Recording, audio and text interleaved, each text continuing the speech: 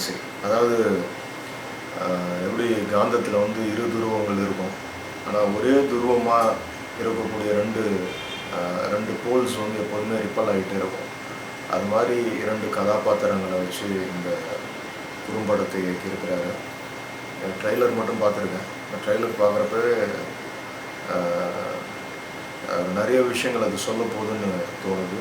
So கண்டிப்பாக அதோட making shorts எல்லாம் பார்க்குறப்ப அவ்வளோ மெச்சூர்டாக இருக்குது.